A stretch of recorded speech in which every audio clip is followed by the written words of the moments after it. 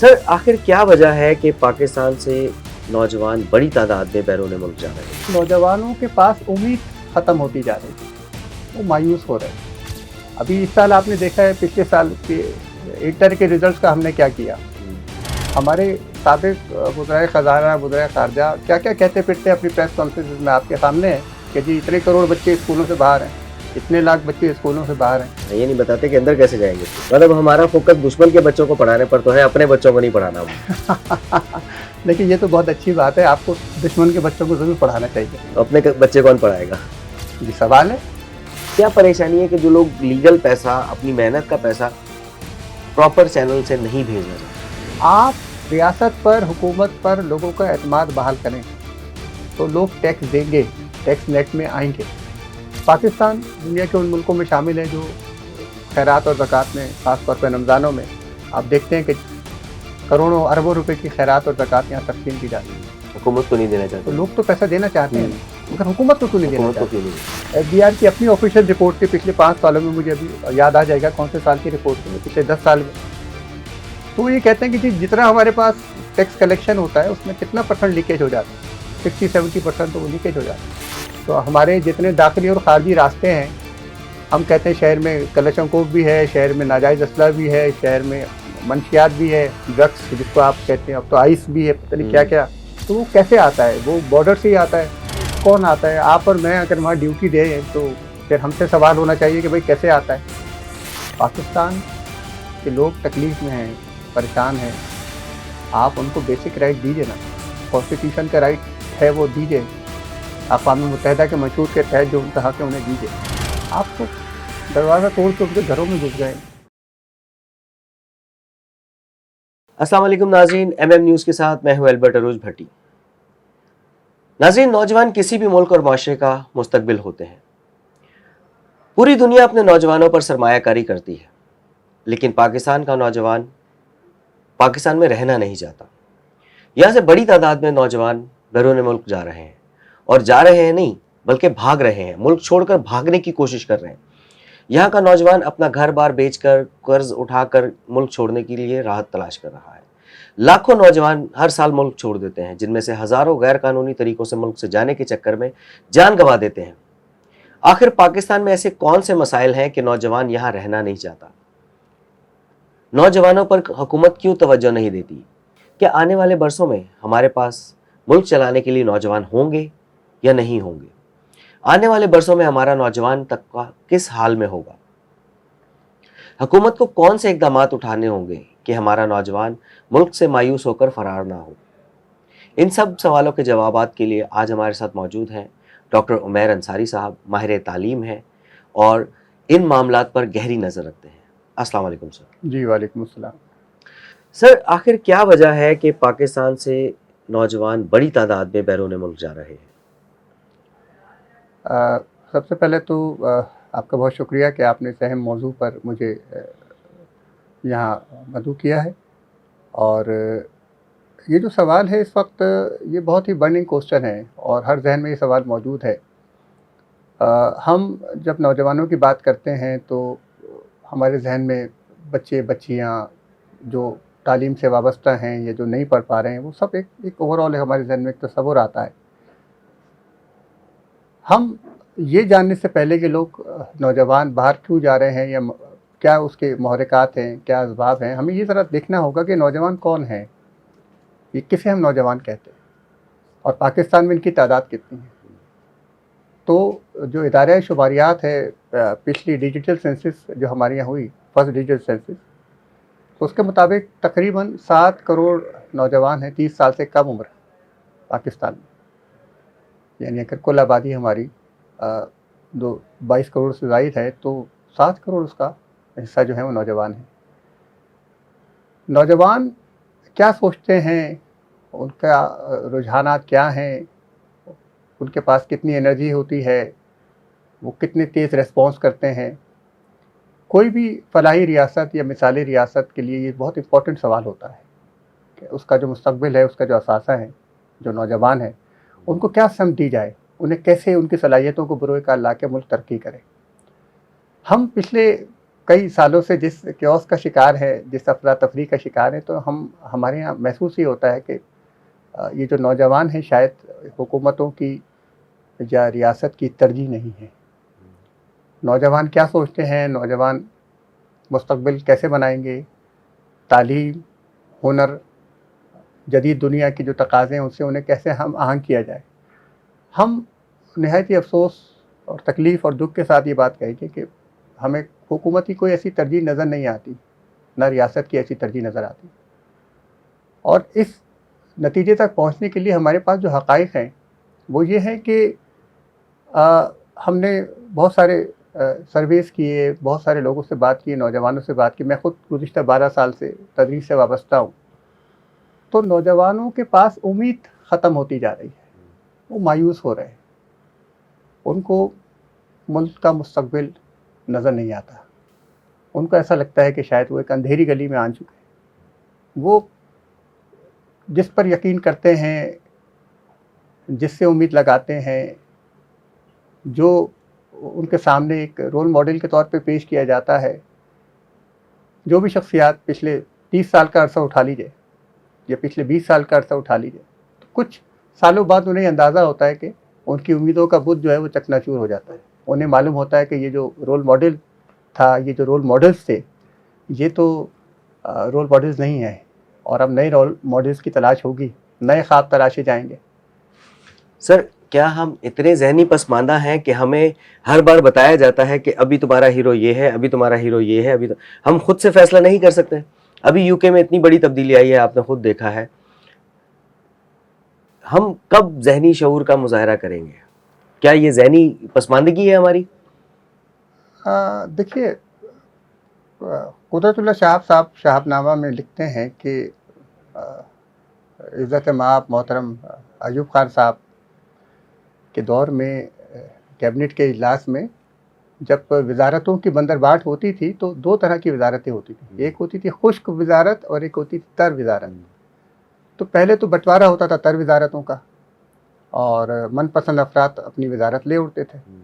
आखिर में बच रहने वाली जो वजारत होती थी वो होती थी वजारत तालीम, तो जो कोई लेना ही नहीं चाहता कि तो ये बात है 60s की, शाहबनामे में इसका जिक्र है, डॉक्यूमेंट है। तो 1960 में हमारी तरजीह ये थी, हमारे फैसला साजों की, कि तालीम जो है वो इस काबिल भी नहीं कि उसकी वजारत कोई आगे बढ़ के ले। तो ये है माइंडसेट। अब ये वो दौर है जब हमारे पड़ोस में हमारे हम मज़हब लोग, हमारे रहनुमा, कदावर रहनुमा जो हैं, वो जिन्हें दुनिया आज़ाद के नाम से जानती है, वो उनको सरबराह बना दिया गया था तालीमी कमीशन कर, और तालीमी इस्लाहात हो रही थी। तो ये बिल्कुल सेम टाइम है, कुछ वो हमसे पहले उन्होंने इसका आगाज़ कर दिया था। और हमारे यहाँ कोई वजारत तालीम लेने वाला नहीं था। 60 से लेके आज 2024 है।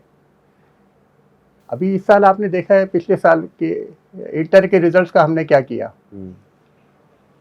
इंटरमीडिएट के जो फर्स्ट ईयर के जो रिजल्ट्स आए थे उसके साथ हमने क्या किया। पसमानदगी के जो लफ्ज़ है ना, पसमानदगी के लफ्ज़ कौम की मजमूई ज़हनी हालत का अक्कास होता है। और जो राय साज होते हैं, जो समत देने वाले लोग होते हैं, वो हर सोसाइटी में थोड़े ही होते हैं। तो हमारे यहाँ उन लोगों से ये सवाल है कि उन्होंने माशरे को समत देने के लिए क्या किया। आज जिस चीज़ को हम ला इल्मी या पसमानदगी तो मैं नहीं कहूँगा, यूके से मवाजना छोड़ दीजिए, आप अपने पड़ोस से मवाजना कीजिए, तो फिर इसका जवाब मिलेगा कि हम अपनी कौम को क्या बनाना चाहते थे। हम 1960 में तय कर चुके थे कि हमें उन्हें कितना शऊर देना है, कितनी आगाही देनी है, कितनी आगाही देनी है। तो ये तय हम उसी वक्त कर चुके थे, हमारे फैसला साज, और ये उसका नतीजा है, ये उसका नतीजा है। सर, अंग्रेज़ ने तय कर दिया कि हम बहुत कमतर लोग हैं, तो हमें 36 मार्क्स बहुत हैं। ठीक है, हम आज भी वहीं पे हैं। एक आम सी बात है, आप उस्ताद हैं, अगर आपका शागिर्द 100 में से 90 नंबर भी लेता है तो आपके जहन में आना चाहिए या आता होगा कि यार ये थोड़ा सा कमज़ोर है।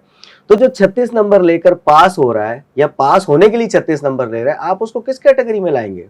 क्या वो दुनिया का मुकाबला कर सकता है? देखिए, यहाँ आपको फिर से अफसरान अपनी तरजीहात का तयन करना पड़ेगा। ये जो नंबर्स की दौड़ है ना, कि ये नंबर लेने वाला पास हो जाएगा या ये नंबर लेने वाला से उसकी काबिलियत का तयन होगा, तो ये इसमें भी अगर शफाफियत हो तो किसी सतह पे हमें कुछ लोग मिल जाएंगे। बुनियादी शर्त तो सच और दियानतदारी की है। अगर आपको अंग्रेज़ के इस निज़ाम से इख्तलाफ है तो आप कोई और निज़ाम तय कर लीजिए, आप 70% नंबर कर लीजिए, मगर फिर होगा ये कि अगर 50% नंबरों के लिए रेट जो है शायद वो 70 नंबरों के लिए और बढ़ जाएगा आपका, तो ये तो फ़र्क पड़ जाएगा। लेकिन क्वालिटी कैसे बेहतर बनाएंगे, उसके लिए तो आपको इनफरादी दियानत या इंस्टीट्यूशनल रिफॉर्म्स की ज़रूरत होगी ना। यानी इतनी सादा सी बात है कि आप जो इदारे हैं, जो इंस्टीट्यूशंस हैं, उनको आज़ादी के साथ अपना काम करने दीजिए, तो ये बहस ख़त्म हो जाएगी। जब आप चीज़ों को बज़ोर जबर चीज़ों के ऊपर अपना तसल्लुत कायम करना चाहते हैं, आज़ादी को सल्ब करते हैं, तो उसके नतीजे में ये सारी ख़राबियाँ पैदा होती हैं। जिसमें से एक ख़राबी ये भी है कि हम आज इस पर बात कर रहे हैं कि 36 नंबर लेने वाला जो है वो अगर वो पास कर दिया जाए तो क्या मजमूई लियाकत हमारी इस काबिल है कि सिर्फ 36 नंबर लिए जा सकें। इसके साथ क्या पैरेलल हमारे पास ऐसी मिसालें नहीं कि पाकिस्तानी गए दूसरे मुल्कों में और उन्होंने वहाँ जाके उनके तालीमी निज़ाम में पोजीशन थी। पाकिस्तानी बच्चे ओ लेवल्स के इम्तहान, कैम्ब्रिज के इम्तहान में, जामियात में, एरस्मस स्कॉलरशिप्स में कैसे कम्पीट कर लेते हैं दुनिया को। इसका मतलब ये है कि लियाकत मौजूद है, अहलियत मौजूद है, ये सिस्टम का फ्लॉ है। सिस्टम का फ्लॉ है जी। अच्छा सर, अभी हमारा मौजू था बैरून मुल्क जाने वाले पाकिस्तानी। दुनिया में प्लान किया जाता है कि हमारे पास अगले साल हमें इतने डॉक्टर चाहिए, इतने इंजीनियर चाहिए, इतने टीचर चाहिए। पाकिस्तान में एक रुझान है कि एक डॉक्टर अगर सोशल मीडिया पर या वैसे मीडिया पर आ गया तो हर बंदा डॉक्टर बनने की कोशिश में है। यहाँ एक इंजीनियर, एक वकील मशहूर हो गया तो हर बंदा उसी भीड़ चाल में चलता है। तो क्या हमारे यहाँ प्लान किया जाता है कि हमने अगले साल कितने डॉक्टर्स को दाखिला देना है, कितने इंजीनियर्स बनाने, कितने वकील बनाने? क्या इस तरह का कोई निज़ाम मौजूद है या होना चाहिए? देखिए, हमारे यहाँ ये तय किया जाता है कि अगले साल वज़ीर आज़म कौन होगा या अगले 5 साल बाद कौन होगा। हमारे यहाँ ये तय किया जाता है कि अगले 10 साल में कौन से जजेस जो हैं वो सीनियरिटी लिस्ट में आएंगे। हमारे यहाँ ये तय किया जाता है कि कितनी एक्सटेंशन हमें मज़ीद कितनी एक्सटेंशन शुदा ज़मीनें अब हमारे पास आएंगी और कितने फेजेस हम शुरू करने वाले हैं। तो हम ये तो तय करने में बड़े मास्टर हैं माशाल्लाह, अल्लाह नज़र बस से बचाए हमें। अब जहाँ तक ये बात है कि हम अपनी नौजवानों से या मुल्क की तरक्की के लिए ये डेटा मुरतब करने में कामयाब होंगे कि जनाब अगले साल हमें किस शोबे में कितने माहिरीन चाहिए, कितने असातिज़ा, कितने स्टूडेंट्स, कितने प्रोफेशनल्स चाहिए, तो सर इसका जवाब आप मुझसे बेहतर जानते हैं कि हमारी ये तरजीह नहीं है। जब हमारी ये तरजीह ही नहीं है तो जो होता है होता रहे। अगर कुछ अच्छा होगा तो हम क्रेडिट ले लेंगे कि जनाब देखिए हमारे नौजवान ने ये कर दिया, हम इतने लोगों को हमने पढ़ा दिया, इतने लोगों को ने डिग्री हासिल कर ली, इतने लोगों ने जो है वो कारहाय नुमाया सर अंजाम दे दिए। मगर अगर हमारी तरजीह है ही नहीं तो फिर ये सवाल ही बनता नहीं है ना, ये सवाल नहीं है। हमारे साबिक वज़ीर ख़ज़ाना, वज़ीर ख़ारजा क्या क्या कहते फिरते हैं अपनी प्रेस कॉन्फ्रेंस में आपके सामने है कि जी इतने करोड़ बच्चे स्कूलों से बाहर हैं, इतने लाख बच्चे स्कूलों से बाहर हैं। ये नहीं बताते कि अंदर कैसे जाएंगे स्कूल के। अब सवाल है कि भाई वो तरजीह नहीं है, आपकी रियासत की तरजीह है ही नहीं। रियासत तो ये तय करेगी कि अगले 5 साल बाद जो है वो आपको एक अमिताभ बच्चन देना है, आपको एक रजनीकांत देना है, आपको शाहरुख खान देना है, वो तो ये बताएगी आपको। तो आप इससे तो निकल जाएं पहले, तो फिर तालीम बाद में आएगी। मतलब हमारा फोकस दुश्मन के बच्चों को पढ़ाने पर तो है, अपने बच्चों को नहीं पढ़ाना हमें। देखिए ये तो बहुत अच्छी बात है, आपको दुश्मन के बच्चों को ज़रूर पढ़ाना चाहिए। तो अपने बच्चे कौन पढ़ाएगा, ये सवाल है और बड़ा वैलिड सवाल है। हम भी इसके जवाब की तलाश में कि कौन पढ़ाएगा। सर 76 सालों से तो अब तक समझ में नहीं आया कि कौन पढ़ाएगा, और आगे भी कोई हमारे बजट में तालीम का तो खैर नामुमकिनात में से है। 18वीं तरमीम के बाद तो इख्तियार सूबों के पास है। तालीम और सेहत बिलखुसूस उसके लिए जो ज़िम्मेदार हैं वो सूबे की हुकूमतें हैं, सूबाई हुकूमतें हैं। और सूबाई हुकूमतों की संजीदगी का आप अंदाज़ा इस बात से लगा लीजिए कि हमारे जो सूबाई सतह पे तालीम का मयार है, तो आप देखते हैं कि हर मिनिस्टर, हर ब्यूरोक्रेट अपने बच्चों को सरकारी स्कूल में दाखिल कराना चाहता है। हर उसकी तरजीह है, उस पर लाइनें लगती है हमारे यहाँ कि सरकारी प्राइमरी स्कूल में या सरकारी कॉलेजेस में दाखिला हो जाए। तो हम यहाँ तो पहुँच गए, अब हम किससे शिकायत है, इतना अच्छा काम हम कर रहे हैं। صحت کے لیے دیکھیے کہ صوبائی سطح پہ کتنے کارہائے نمایاں دنیا بھر سے لوگ علاج کرانے پاکستان آ رہے ہیں. کیا آپ اس کے اہلی شاہد نہیں ہیں؟ لوگ آتے ہیں، گمبٹ جاتے ہیں، یہاں پر جناح میں آتے ہیں، اور پنجاب میں جاتے ہیں، KPK میں جاتے ہیں. وہ الگ بات ہے کہ اگر بلوچستان میں کسی کو کوئی حادثہ ہوتا ہے تو بیچارے کو یہی کراچی میں لانا پڑتا ہے. ٹھیک ہے، تو وہ ایسی مجبوریاں تو ہوتی ہیں چھوٹی موٹی. بڑی قومیں تو اس طرح چلتی ہیں. اچھا، ہم بڑی قوم ہیں سر، معذرت کے ساتھ ہم ابھی تک قوم نہیں بن سکے ہیں. اگر قوم ہوتے تو یہ حالت نہ ہوتی. ہم ہجوم تو کہہ سکتے ہیں. کیا خیال ہے آپ کا؟ آپ بتائیں، آپ استاد ہیں. دیکھیے، ہمیں شکایتیں تو ہیں، لیکن اس کے باوجود بھی اگر آپ دیکھیں گے نا تو یہ ریاست کی ترجیح ہوتی ہے کہ آپ اپنے لوگوں کو کیا بنانا چاہتے ہیں. یہ فیصلہ ریاست کرتی ہے، اور جب ہم ریاست کہتے ہیں تو ریاست کے فیصلہ ساز کرتے ہیں. اور ریاست کے فیصلہ ساز کون ہوتے ہیں؟ جن کے پاس طاقت ہوتی ہے، اختیار ہوتا ہے، اقتدار ہوتا ہے. تو اس کے لیے ہمیں بڑی سنجیدگی سے سوچنے کی ضرورت ہے کہ پاکستان بننے سے اب تک ریاست کی ترجیح کیا رہی ہے. کیا ریاست کی ترجیح ہے کہ ہم کچھ مشترکات پہ مجتمع ہو کر، یکسو ہو کر بحیثیت قوم کی ترقی کریں، یا ریاست کی ترجیح یا ریاست کی خواہش یہ ہے کہ پولرائزیشن بڑھتی جائے، افراتفری انتشار کی کیفیت رہے، یا ایک معمول کی حد تک اگر لوگ خود سے کچھ کرنا چاہیں تو کر لیں، یا صرف کاسمیٹکس اقدامات کیے جائیں. تو یہ ہمیں طے کرنا پڑے گا، ہمیں اس کا جائزہ لینا پڑے گا. اور جب ہم جائزہ لیں گے تو حقائق کی بنیاد پہ لینا پڑے گا. پرسیپشن اور حقائق پہ فرق رکھنا پڑے گا. تو میری رائے یہ ہے کہ شاید ریاست کی ترجیح یہ نہیں ہے، یہ نہیں رہی کہ ہم ایک قوم بنتے. اور اسی لیے ہماری یہ سچویشن ہے کہ ہم میں سے ہر آدمی نعمتوں کے باوجود، صلاحیتوں کے باوجود پریشان ہے، منتشر ہے، مایوس ہے، بالخصوص نوجوان، کیونکہ اس کو کوئی ڈائریکشن نظر نہیں آئی.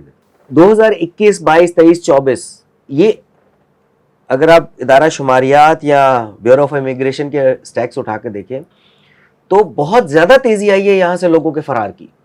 فرار کا لفظ میں جان بوجھ کے اس لیے استعمال کر رہا ہوں کیونکہ جانا ایک الگ چیز ہوتی ہے کہ آپ کو موقع ملا آپ چلے گئے. یہاں لوگ اپنا زمینیں گھر بار بیچ کر بھاگنے کی کوشش کر رہے ہیں، اور کوئی مزدور یا کوئی غریب طبقہ نہیں، ڈاکٹر، انجینئر، ماہرین جو ہے اپنے اپنے شعبوں کے، اپنے اپنے کاموں کے ایکسپرٹس جو ہیں وہ یہاں سے بھاگ رہے ہیں، پاکستان سے بھاگ رہے ہیں. آخر ان 2-3 سالوں میں کون سی ایسی قیامت ٹوٹ پڑی ہے؟ مہنگائی تو ہمارے یہاں شروع سے یہی عالم ہے، وہ آپ کی تنخواہ بھی اتنی بڑھتی ہے اور مہنگائی بھی ساتھ بڑھتی ہے. تو کوئی ایسا زیادہ ڈفرنس نہیں ہے. اگر ہم ان چیزوں کو اس اعتبار سے دیکھیں تو پچھلے 2-3 سالوں میں بہت زیادہ، ایون حکومت خود چونک گئی ہے، پوری دنیا کے ادارے چونک گئے کہ یار لاکھوں کی تعداد میں، جہاں ہزاروں کی تعداد میں آ رہے تھے پاکستانی دنیا میں، وہاں لاکھوں کی تعداد ہو گئی ہے.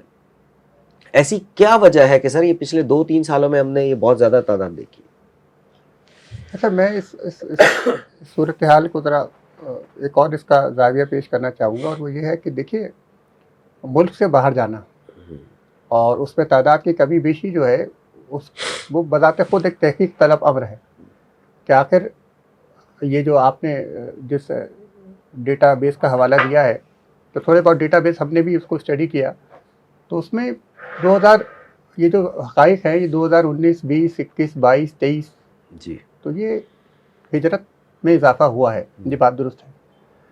اب کیوں کر ہوا، وجہ کیا ہے، کیوں نوجوان جا رہے ہیں، پروفیشنل جا رہے ہیں؟ سب سے بڑی بات تو یہ برین ڈرین ہے. اور برین ڈرین پوری دنیا میں تب ہوتا ہے جب آپ کی ریاست یا آپ کی حکومت یا آپ کا ملک آپ کو وہ سہولیات نہ دے سکے. جب آپ کو سہولیات نہیں ملیں گی، بہتر مستقبل کے امکانات نظر نہیں آئیں گے، ہر وقت ایک عدم تحفظ کا احساس ہوگا، تو پھر آپ اس کیفیت سے نکلنے کے لیے کیا کریں گے؟ آپ اس کے لیے وے آؤٹ تلاش کریں. قطع کلامی کے لیے معافی. سہولیات تو ہمیں 75-70 سالوں سے نہیں ملی ہیں، نہ تعلیم ہے، نہ صحت ہے، نہ سیکیورٹی ہے. یہ ان 2-3 سالوں میں ہمیں کیوں یاد آیا ہے؟ ہر بندہ بھاگنے کے فراق میں ہے. دیکھیے، اس کی وجہ یہ ہے نا کہ آپ جو ہمارے پاس جو جنریشن زیڈ ہے، جو نوجوان ہیں، جو 30 سال سے کم عمر نوجوان 90s کے بعد کہہ لیجیے، تو ان کا ایکسپوجر زیادہ ہے.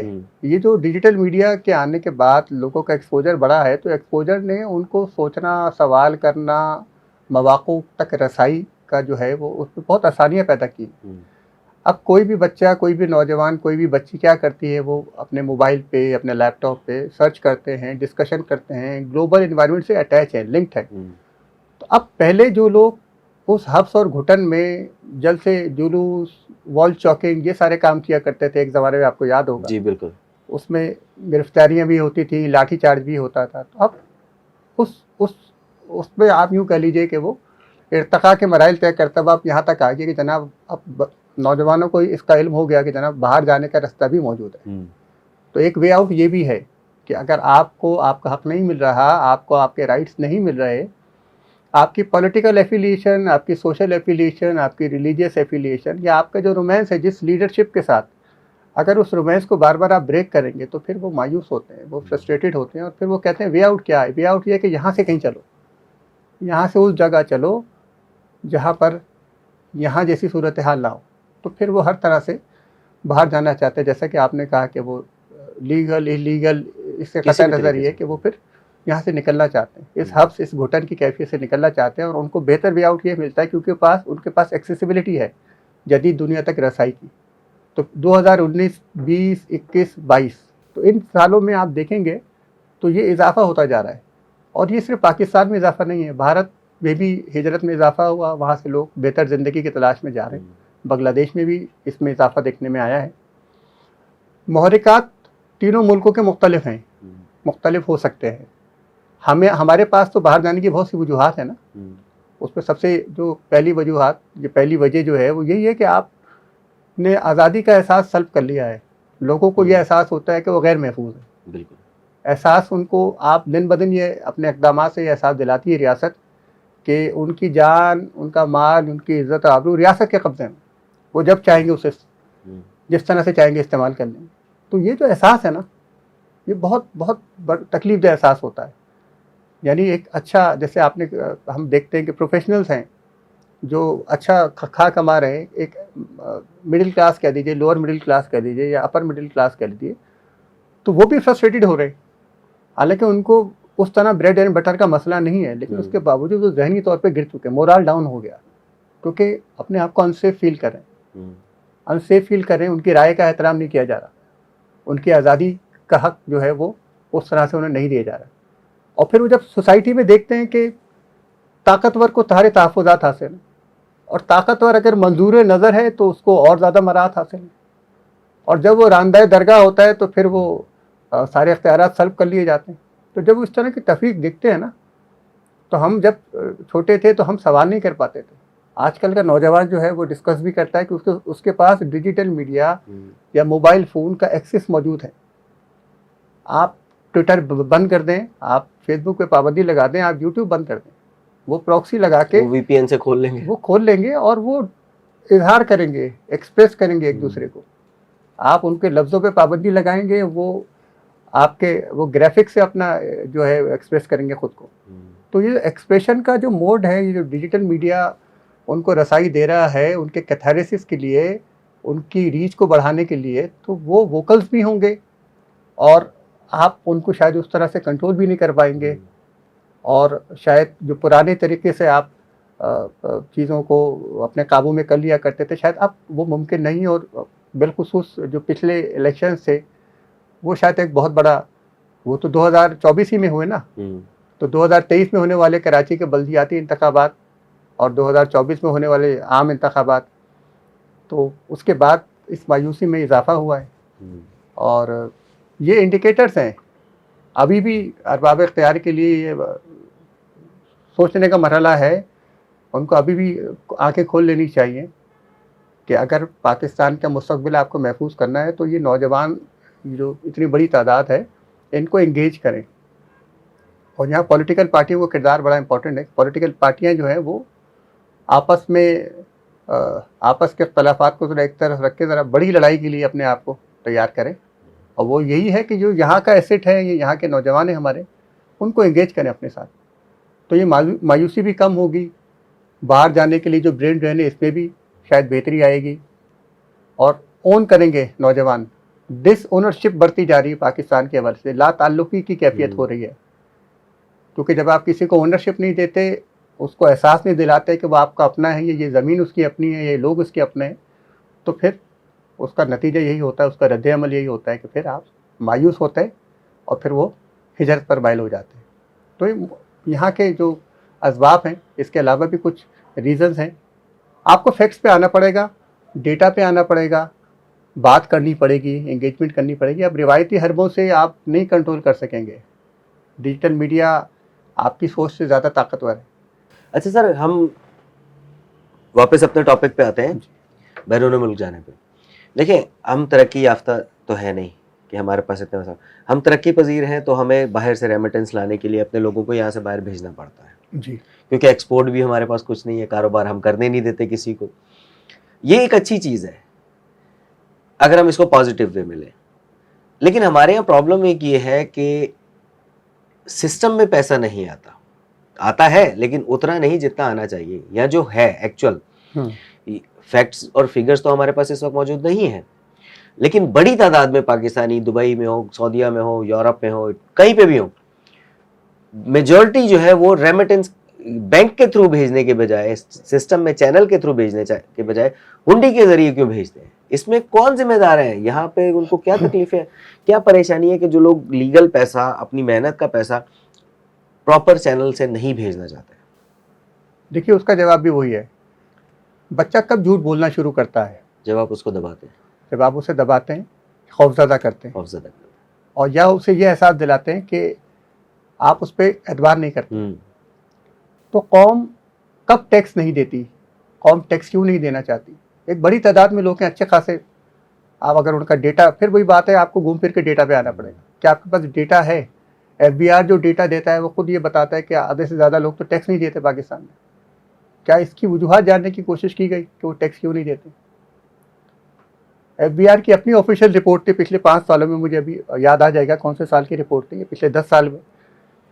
तो ये कहते हैं कि जी जितना हमारे पास टैक्स कलेक्शन होता है उसमें कितना % लीकेज हो जाता है, 60-70% तो वो लीकेज हो जाता है। अब वो लीकेज आपने बंद करने की कोशिश की है? नहीं किया आपने। आप रियासत पर, हुकूमत पर लोगों का एतमाद बहाल करें तो लोग टैक्स देंगे, टैक्स नेट में आएंगे। जब आप कदम कदम पे उनको ये एहसास दिलाते हैं कि आप कुछ है ही नहीं, आपकी कोई हैसियत, कोई अहमियत, कोई औकात ही नहीं है, तो फिर लोग चोर रास्ते निकालते हैं, लोग अदम तहफ़्फ़ुज़ का शिकार होते हैं, लोग आप पर यकीन नहीं करना चाहते। पाकिस्तान दुनिया के उन मुल्कों में शामिल है जो खैरात और ज़कात में, ख़ास तौर पर रमज़ानों में, आप देखते हैं कि करोड़ों अरबों रुपए की खैरात और ज़कात यहाँ तकसीम की जाती है। हुकूमत को नहीं देना चाहते, तो लोग तो पैसा देना चाहते हैं ना, मगर हुकूमत को क्यों नहीं देना हुकूमत को चाहते? क्यों नहीं देते? तो सर उसके यही लिए तो सवाल है। आपको अपनी अदाओं पे गौर करना पड़ेगा। आप अपनी अदाओं पे गौर नहीं करते और शिकायत करते हैं। तो आप अपना लोगों पर एतमाद बहाल करें, और लोगों का एतमाद बहाल करने का वाहिद तरीका ये होता है कि उनके मैंडेट का एहतराम करें। आप जब लोगों के मैंडेट का एहतराम करेंगे हर सतह पे, आप तलबा यूनियन से लेके सियासी जमातों को आज़ादी जब तक नहीं देंगे, मजहबी ग्रुपों को आज़ादी, मजहबी ग्रुपों से मुराद ये कि मजहबी सियासी जमातों को आप उनके लिए कोई तरीक़ेकार वज़ा नहीं करेंगे, आप अक़लियतों को उनके राइट्स देने की बात नहीं करेंगे, तब तक ये घुटन बरकरार रहेगी और ये मिसट्रस्ट आप इसी तरह से देखेंगे। लोग टैक्स नहीं देते, अब वही लोग जब मुल्क से बाहर जाएंगे तो वो आपको रेमिटेंस क्यों देंगे? फिर आपने अपना सिस्टम ऐसा बना दिया है कि पाकिस्तानी नौजवान इस घुटन, इस हब्स के आलम में भी इतने बासलाहियत हैं कि पाकिस्तान दुनिया में इस वक्त बाज़ आदाद-ओ-शुमार के मुताबिक चौथे और बाज़ के मुताबिक 5वें सबसे ज़्यादा फ्रीलांसिंग करने वाले मुल्कों में शामिल है। नौजवान फ्रीलांसिंग कर रहे हैं, और मेरी जब उनसे बात होती है तो सबकी शिकायत ये होती है कि जब हम अपने फॉरेन कस्टमर से पैसा मंगाना चाहते हैं तो हमारे पास पेपैल जैसा कोई ऑप्शन नहीं है, और बहुत सारे इश्यूज हैं, हम BTC में नहीं ले सकते। अब उसकी शिकायत ये होती है कि इस तरह हम अपना कस्टमर लूज कर जाते हैं। वो कस्टमर चाहते हैं कि एक टैप करे और पैसा हमारे पास आ जाए। बिल्कुल। तो आप जगह जगह अपने लोगों को, अपने बच्चों को ये एहसास दिलाते हैं ना कि वो हेल्पलेस हैं, उनकी स्टेट उनके साथ नहीं खड़ी। तो फिर क्या होता है, वो किसी और मुल्क में पैसा मंगाते हैं, तो वहाँ से किसी और चैनल से पैसा मंगाते हैं। तो आप तो खुद उन्हें मजबूर कर रहे हैं ना कि वो आपको रेमिटेंस ना दे। आप उनके साथ ट्रस्ट डेफिसिट है आपका अपने अवाम के साथ, और ये आज से नहीं है, ये 4 साल से नहीं है, इसके तो बरसों से आपने बड़ी मेहनत की है यहाँ तक लोगों को पहुँचाने में जी। और फिर जब हम रोल मॉडल जो हमारे हैं, जो ताकतवर लोग हैं, जब हम उनकी तरफ देखते हैं तो हम ये देखते हैं कि آپ کو خوبصورت ہونا چاہیے, طاقتور ہونا چاہیے, تو آپ ایئرپورٹ سے جتنے چاہیں بیگ میں رکھ کے پیسے لے جا سکتے ہیں. اور اگر آپ خاتون ہیں تو آپ کے لیے اور سہولت موجود ہے. اور آپ کو روکنے والے جو ہیں پھر ہم ان کی تصویروں پہ ہار چڑھاتے ہیں. تو آپ تو رول ماڈل ایسے بناتے ہیں نا کہ دیکھیے, یعنی آپ عوام سے یہ کہہ رہے ہیں کہ وہ ریمیٹنس بھیجے, اور خواص کا عالم یہ ہے کہ ان کو روکنے والے جو ہے وہ دیدہ عبرت نگاہ بنا دیے جاتے ہیں. تو آپ نے کیا نہیں دیکھا ہمارے یہاں کیا ہوا؟ بالکل ایسے ہی ہے. تو اس کے بعد یہ سوال کہاں ہے؟ یہ سوال کس سے بنتا ہے کہ لوگ ریمیٹنس کیوں نہیں دیتے؟ اور یہ سیف منی لانڈرنگ کا طریقہ بھی ہے. آپ کا پیسہ دبئی چلا گیا, یورپ چلا گیا, امریکہ چلا گیا, یہاں بیٹھے بیٹھے نہ آپ نے کچھ کیا. آپ کا بچہ جھوٹ بول رہا ہے کیونکہ ماں باپ کو وہ دیکھتا ہے نا جی کہ اماں ابا کی حرکتیں اس قدر خراب ہیں, تو پھر ایک وقت آتا ہے کہ اماں ابا بھی یہی کہتے ہیں کہ یار چلو کر رہا ہے تو کرنے دو. تو یہ سسٹم تب بہتر ہوگا جب ریاست اور عوام کے درمیان ایک اعتماد کی فضا قائم ہوگی, اور اس کا کوئی راکٹ سائنس نہیں ہے. آپ اس کے مینڈیٹ کا, عوامی مینڈیٹ کا احترام کرنا شروع کر دیں. آپ عوامی مینڈیٹ کا احترام کرنا شروع کر دیں گے, یہ صورتحال آنے والے 5 سال 10 سال 15 سال میں بہتر ہو جائے گی. مگر پھر آپ کو اپنی جگہ سے پیچھے ہٹنا پڑے گا. تو یہ آپ نہیں چاہتے. اور یہ جو آپ ہیں نا, یہ وہ اسٹیٹس کو کی قوتیں ہیں, جس کو آپ اشرافیہ کہہ دیجئے, مراعات یافتہ طبقہ کہہ دیجئے, جس کا کوئی بھی نام رکھ لیں. آپ ہیں یا میں ہوں, ہم ہی ہیں یہ, اور کوئی تو نہیں آیا ہمارے جی یہاں. بالکل. تو اس کا جواب یہ ہے کہ لوگ تب آپ کو تھرو پراپر چینل پیسے, صرف وہ بھیج رہا ہے جو بیچارہ مجبور ہے, وہ پیسے بھیج رہا ہے. سعودیہ میں ادھر ادھر ہے, اس کے پاس آپشن نہیں بیچارے کے پاس, وہ 20 سال پہلے گیا تھا, 30 سال پہلے گیا تھا, تو وہ ریمیٹنس بھیج دے گا آپ کو. لیکن اگر آپ نوجوانوں سے یا پچھلے 15 سالوں میں یا 5 سالوں میں جانے والوں سے ریمیٹنس مانگتے ہیں, تو آپ اپنا سسٹم کو ٹھیک کیجئے, آسان ایکسیس کیجئے, اس کے ساتھ انگیجمنٹ ڈیولپ کریں لوگوں کے ساتھ. جب تک انگیجمنٹ, انٹریکشن اور ٹرسٹ لیول نہیں مینٹین ہوگا, نہیں ڈیولپ ہوگا, یہ دور کے ڈھول سہانے رہیں گے. آپ کو شکایت ہی رہے گی کہ لوگ ہنڈی کے ذریعے پیسے کیوں بھیجتے ہیں. ٹھیک ہے نا, جیسے ہمیں شکایت رہتی ہے کہ اب پھر بات وہی ہے کہ جب ہم فیکٹس کی بات کریں گے تو آئینہ ان کو دکھایا تو برا مان گئے نا. تو ہمارے جتنے داخلی اور خارجی راستے ہیں, ہم کہتے ہیں شہر میں کلشنکوف بھی ہے, شہر میں ناجائز اسلحہ بھی ہے, شہر میں منشیات بھی ہے, ڈرگس جس کو آپ کہتے ہیں, اب تو آئس بھی ہے, پتہ نہیں کیا کیا لیٹسٹ, اس میں بھی ہم نے ترقی کی ہے. تو وہ کیسے آتا ہے؟ وہ بارڈر سے ہی آتا ہے. اگر بارڈر سے نہیں آتا تو کہاں سے آتا ہے؟ داخلی اور خارجی راستوں سے آتا ہے. خوبصورت لفظ استعمال کر لیجئے. تو سر وہ کون آتا ہے؟ آپ اور میں اگر وہاں ڈیوٹی دیں تو پھر ہم سے سوال ہونا چاہیے کہ بھائی کیسے آتا ہے. تو ہم نیتوں کی بات نہیں کر رہے, ہم تو ایکشنز کی بات کر رہے ہیں. تو یہی وہ ایکشنز ہیں. ہنڈی کے ذریعے پیسہ روکنا ہے تو اس کا طریقہ یہی موجود ہے. آپ کو ویسے اعتراض ہنڈی کے ذریعے نہیں ہے, آپ کو اعتراض اس پر ہے کہ عوام کو یہ سہولت کیوں حاصل ہے. نہیں, اصل میں خواص تو بہت عرصے سے یہی کام کرتے ہیں. نہیں, عوام یا خواص کی بات نہیں ہے. کہ بات یہ ہے کہ جب ہمارے چینل میں پیسہ ہی نہیں ہے تو ہم بھیک مانگتے رہیں گے. اگر وہ ہمارے پراپر چینل سے پیسہ آنا شروع ہو جائے تو ہم کسی حد تک تو بہتر ہو سکتے ہیں. بات صرف یہ ہے.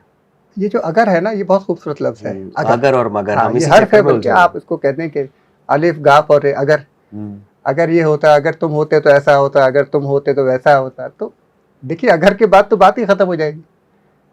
مگر ہم اگر بتی اس میں الجھ کے رہ گئے, ہمارے پاس اور کچھ ہے نہیں. بہت آسان حل ہے نا اس کا. آپ مثال پیش کر دیجئے, آپ آسان کر دیجئے چیزوں کا. لوگ تو دینے کو تیار ہیں. لوگوں نے, آپ نے لوگوں کو, ریاست نے اسکول نہیں دیے, لوگوں نے پرائیویٹ اسکول بنا لیے. ریاست نے لوگوں کو علاج نہیں دیا, لوگوں نے پرائیویٹ اسپتال بنا لیے. ریاست نے لوگوں کو جو ہے وہ نوکری نہیں دی, لوگوں نے پرائیویٹ کمپنیز بنا لی. سوال نہیں کیا, جنہوں نے دینا تھا ان سے نہیں پوچھا. ٹھیک ہے نا. اب آپ لوگ اتنے اچھے ہیں نا, لوگ یہ کر تو رہے ہیں. اب آپ کیا چاہتے ہیں لوگوں سے؟ آپ ان سے اس بل کے پیسے لے رہے جو انہوں نے بجلی استعمال ہی نہیں کی, لوگ آپ کو دے رہے ہیں. اس گیس کے پیسے لے رہے جو ان کو ملتی نہیں ہے, لوگ تو اتنے اچھے ہیں. سوشل میڈیا پہ یہ چل رہا ہے کہ ہمیں قیمتیں بڑھانے پہ اعتراض نہیں ہوتا لوگوں کو, صرف بڑھانے والا اپنی پسند کا ہونا چاہیے. ہمیں اپنی مرضی کا ظالم پسند ہے. یہ تو انسانی نفسیات ہے نا. جی بالکل. اچھا سر, آپ ٹیچر ہیں اور ہم آپ کے شاگرد ہیں. اب وہ ٹرک بتائیں کہ امریکہ کا ویزا ہمیں 50,000 میں اور اٹلی کا ویزا 20,000 میں کیسے مل سکتا ہے. اصل فیس یہ ہے, ایجنٹ ہم سے لاکھوں روپے لے لیتا ہے, 40-50 لاکھ بھی دے لیتا ہے, لیکن اصل میں امریکہ کا ویزا 50,000 کا ہے اور اٹلی کا 20,000 کا. اصل میں یہ ویزا کیسے ملتا ہے اور کیسے مل سکتا ہے؟ اب یہ ٹرکس بتائیں. ہاں اچھا, یوزولی ہوتا یہ ہمارے یہاں, دیکھیے ہمیں چوتھا ستون کہا گیا تھا ریاست کا, کسی اور شعبے کو یہ عزت حاصل نہیں ہوئی آج تک. پیغمبرانہ وصف ہے سر. ٹھیک, تو صحافت یا میڈیا جو ہے وہ 4 pillars of the state Edmund Burke کے مطابق, اور ہم نے دیکھا بھی اس کے اثرات بہت ہی گہرائی تک جاتے ہیں, اور رائے سازی ہو یا اس طرح کے دیگر معاملات ہوں. تو اب جب یہ سوال آپ مجھ سے کر رہے ہیں کہ آسان رستہ یہاں سے جانے کا کیا ہے, تو سر اس کے بعد تو پھر یہ ہونا چاہیے کہ میری کوئی کنسلٹنسی ایجنسی, یہاں تو یہی ہوتا ہے کہ ایک شخص آتا ہے کسی پروگرام میں بیٹھتا ہے, اس کا 3-4 ایجنڈا ہوتے ہیں. ایک ایجنڈا یہ ہوتا ہے کہ اپنی بات کرے, دوسرا ایجنڈا یہ ہوتا ہے کہ جناب اس سے اس کو فائدہ کیا حاصل ہوگا, تیسرا وہ کمپنی کی مشہوری ہوگی. تو یا تو میری کوئی کنسلٹنسی فرم میں پہلے بنا کے آ جاتا ہوں, پھر میں آپ کو بتاؤں گا کہ دیکھیے صاحب 50 جو ہے ڈالر یا $185 میں آپ امریکہ کا وزٹ ویزا اپلائی کر سکتے ہیں, اٹلی آپ 20,000 میں جا سکتے ہیں. تو اس کے بعد پھر میں نیچے جو ٹکر ہے اس پہ چل رہا ہوگا کہ صاحب فلاں صاحب آئے ہوئے, تو آپ ان سے رابطہ کر لیجئے. تو پھر میں اپنی تصویریں مختلف شخصیات کے ساتھ جو ہے وہ کھینچ کے آپ کو بتاؤں گا, لوگ مجھ سے رابطہ کریں گے, اور 6 مہینے بعد مجھے گالیاں دے رہے ہوں گے کہ بھائی یار اس نے بتایا تھا, اس نے بھی کنسلٹنٹ کا پتہ دے دیا. دیکھیے اب ہمیں کون سی سکلز چاہیے, ہم آسان کر دیتے ہیں, یہ تو ایک چلے مذاق میں تھا. دیکھیے آپ کو امریکہ وزٹ ویزا دے گا جی, $185 کی آپ نے بات کی, ویزا فیس ہے جی. اب اس میں پرابلم یہ آتی ہے کہ جو ان کا فارم ہوتا ہے نا آن لائن اویلیبل ہے, اب وہ جو فارم ہے اس کو بھرنے کے لیے آپ کو اتنا کیپیبل ہونا چاہیے کہ آپ فارم بھر سکیں. اگر وہ فارم آپ نے ٹھیک بھر لیا تو آپ اپلائی کر سکتے ہیں آن لائن, آپ فیس جمع کرا دیں, انتظار کریں. اسی طرح سے اٹلی کا معاملہ ہے, اسی طرح سے دنیا کے تمام ملکوں میں آپ اپلائی کرنا چاہتے ہیں تو آن لائن ویزا اپلیکیشن اس کی موجود ہوتی ہے. آپ وزٹ ویزا اپلائی کرنا چاہتے ہیں, آپ ورک ویزا اپلائی کرنا چاہتے ہیں, تو اس کی پوری پری ریکویزٹس ہوتی ہیں. آپ ہر آدمی اس کا کیپیبل نہیں ہوتا, تو یہاں کنسلٹنٹس کی آپ کو ضرورت ہوتی ہے, جن کو آپ ایجنٹس کہہ رہے ہیں. تو وہ کنسلٹنٹس آپ کو گائیڈ کرتے ہیں, جب وہ گائیڈ کرتے ہیں تو اس کی فیس لیتے ہیں. تو یہ اس گیپ کی وجہ سے کنسلٹنٹ آئے ہمارے یہاں. دو الگ الگ چیزیں, کنسلٹنٹ ایک الگ خدمت ہوتی ہے, وہ فارم کے لیے اور ڈاکومنٹیشن کے لیے جو اپنی الگ فیس ہوتی ہے, وہ نہیں. جو ویزا ایجنٹس ہوتے ہیں کہ آپ 50 لاکھ دے دیں, 40 لاکھ دے دیں, آپ کو ہم ویزا کروا دیں, وہ یہ دو الگ الگ چیزیں ہمارے یہاں. جو انلیگل جاتے ہیں آپ کو اس حوالے سے بات, تو وہ جو ایجنٹ ہے ظاہر سی بات ہے سر, وہ ایجنٹ بھی جو ہیں وہ لوگوں کو آسان ایکسیس چاہیے نا. انسان کی نفسیات یہ ہے کہ اس کو آسان راستہ چاہیے, تو پیسہ دینا سب سے آسان ہے کہ پیسہ دے کے میرا کوئی کام کر دے. تو ہم سب کمفرٹ زون میں رہنا چاہتے ہیں. پھر میں پریشان ہوں, مجھے کسی نے یہ بتایا کہ جناب یہ آسان رستہ ہے یہاں سے نکلنے کا, کچھ بھی نہیں کرنا پڑے گا, نہ تعلیم کی ضرورت ہے, نہ کسی سے ہنر کی ضرورت ہے, بس تم اتنے پیسے جمع کر لو, اور فلاں دوست دیکھو تمہارا, اس کو بھی میں نے بھیجا تھا, وہ ایک آدھ مثال مل جاتی ہے قریب میں. پھر وہ آپ کے احساس محرومی کو ایکسپلائٹ کیا جاتا ہے. تو یہ اسکیم ہے, یہ فراڈ ہے بالکل. اور ہم دیکھتے ہیں کہ پاکستان کے لیے میڈلز لینے والے لوگ بھی جو ہے وہ غیر قانونی طریقے سے جان گنواتے ہیں, حبس اور گھٹن سے نکلنے کے لیے ہر ممکن راستہ اختیار کرتے ہیں, اور پھر افسوسناک سانحات ہوتے ہیں کہ سینکڑوں لوگ ہمارے دریا برد ہو جاتے ہیں. سر ہزاروں تو ایسے ہوں گے جن کا کسی کو پتہ ہی نہیں ہے. ایسے ہی ہے, مگر پھر سوال وہی ہے کہ اس طرف جانے کے لیے اب ہم لوگوں کو آگاہی فراہم کریں, لوگوں کو پروپیگیٹ کریں, چیزوں کے متعلق درست کو درست کر کے بتائیں, کہہ کے بتائیں. ہم بنیادی مسائل ایک طرف رکھ کے کچھ مخصوص موضوعات ہیں, ہم اس سے باہر نہیں نکلتے.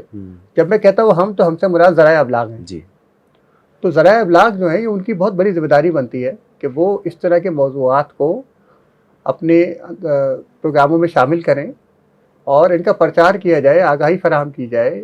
کیونکہ ہو سکتا ہے کہ یہ ان کی بات سن کے جو لوگ آئندہ یہ کرنا چاہ رہے ہوں وہ اس سے باز آ جائیں. کیونکہ ہم ریاست سے اگر امید رکھتے ہیں, حکومت سے اگر کوئی توقع لگاتے ہیں, تو وہ لوگ اب اس سے مایوس ہوتے جا رہے ہیں.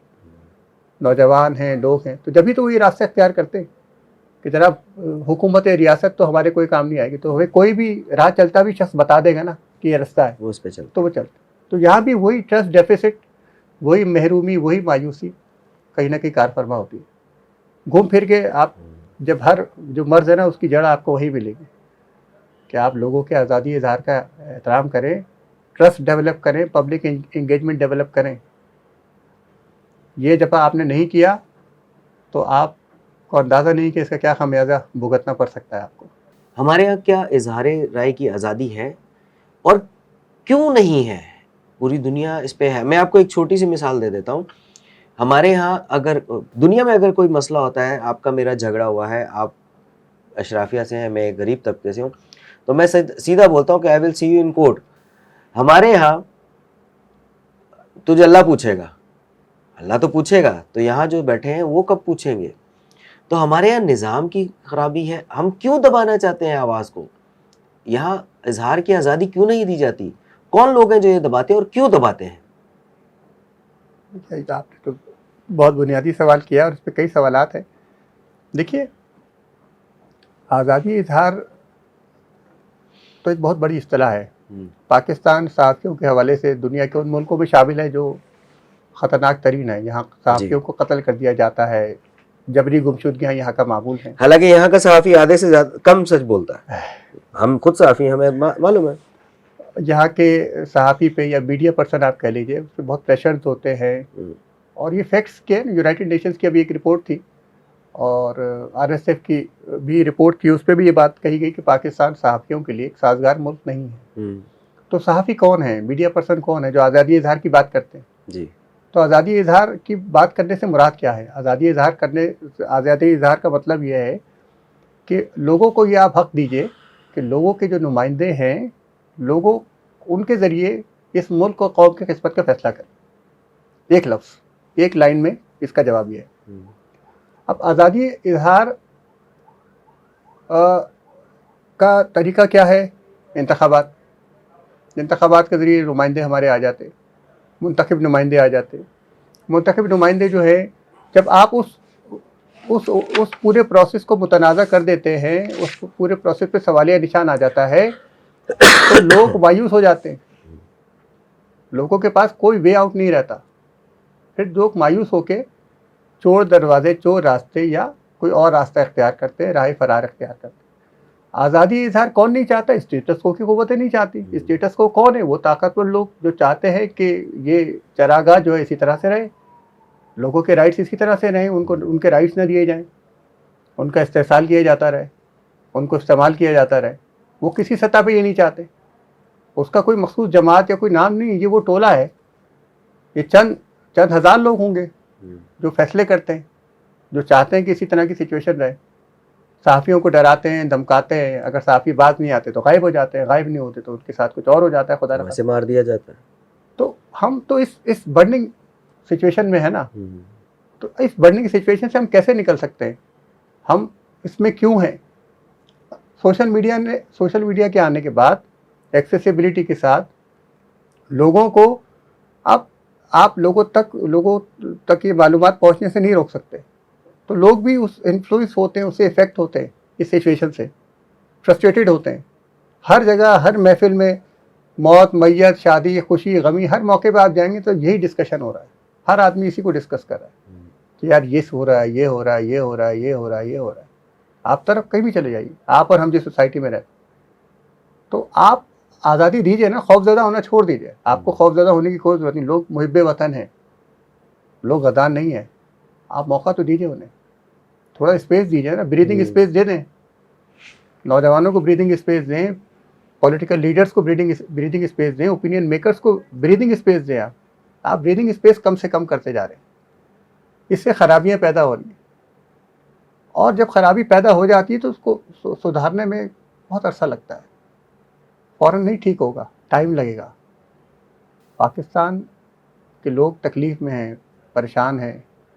आप उनको बेसिक राइट दीजिए ना, कॉन्स्टिट्यूशन का राइट है वो दीजिए, अक़वाम मुत्तहिदा के मंशूर के तहत जो उनका हक़ है उन्हें दीजिए। ठीक है, आप एक यही तय कर लीजिए कम अज़ कम कि यार बुनियादी सहूलियात तो दे दीजिए उन्हें, बुनियादी हुकूक तो दे दीजिए। आप तो दरवाज़ा तोड़ के उनके घरों में घुस गए, उनकी जान, माल, इज़्ज़त, आबरू तो छोड़िए, आप तो जो खाने कमाने उसके लाले पड़ गए, आपकी पॉलिसीज़ की वजह से ना। हर जगह से आप सप्रेस कर रहे हैं, तो लोग कहाँ जाएंगे इंडिया, क्या करेंगे? आपका हुजूम एक आदमी को पकड़ के जला देता है, ये गुस्सा वहाँ निकलेगा। फिर आप लोगों के साथ क्या करते हैं? कमज़ोर के साथ रवैया देखा है इस कौम का? पकड़ते, जला देते, मार देते हैं, लटका देते। कौन लोग? आम लोग। एंगर बढ़ता जा रहा है, गुस्सा बढ़ता जा रहा है। वो कहीं पर भी खुदा ना खास्ता ट्रिगर हो जाएगा तो फिर आपसे कंट्रोल नहीं होगा। आप उसको डिस्पोज करें। पॉलिटिकल फोर्सेस ये काम कर सकती हैं, इस एक्सट्रीमिज़म से लोगों को निकालें, डायलॉग करें, पब्लिक इंगेजमेंट करें, तलबा यूनियन पर से पाबंदी हटाइए, सोसाइटी को ऐसे बनाइए जैसे डेवलप सोसाइटी। आज फैसला करेंगे, अगले 10 साल में उसका असर नजर आएगा, ओवरनाइट कुछ भी नहीं होगा। तो ये करने की चीज़ है। आज़ादी इजहार बुनियादी हक है। आप एक बच्चे को रोने नहीं देंगे, छोटा बच्चा है नौज़ायदा, रोने नहीं देंगे तो उसको देख लीजिए वो कितने जिंदा रहेगा, वो मर जाएगा। छोटा बच्चा नौमौलूद, आप उसके मुंह पे हाथ रख दें कि तुम रो नहीं सकते, खाना देते ना उसको, मगर बोलने ना दें, कोई आवाज़ ना सुनने दें उसको, क्या होगा? तो इससे बाज आए, आप अपनी पॉलिसीज़ पे नज़र षानी कीजिए। ये आपके लोग हैं, आपका मुल्क है, ये उन लोगों का भी मुल्क है।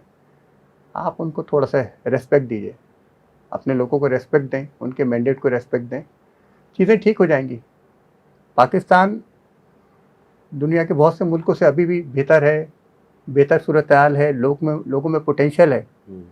इतनी पाबंदियों के बाद 4th नंबर पे आप फ्रीलांसिंग में है ना, तो टैलेंट तो लोगों में मौजूद है। खैरात ज़कात में आप किसी से पीछे नहीं है। आप SIUT बनाते हैं, आप अखुवत बनाते हैं, आप ईदी बना लेते हैं, आप रुतफ़ाओ जैसे लोग आपके ही तो आते हैं ना।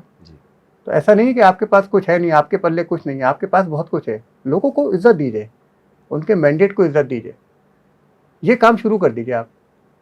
फिर ये टेम्परेचर कूल डाउन होगा, बेहतरी के इम्कानात पैदा होंगे, वरना ये मायूसी बढ़ती जाएगी।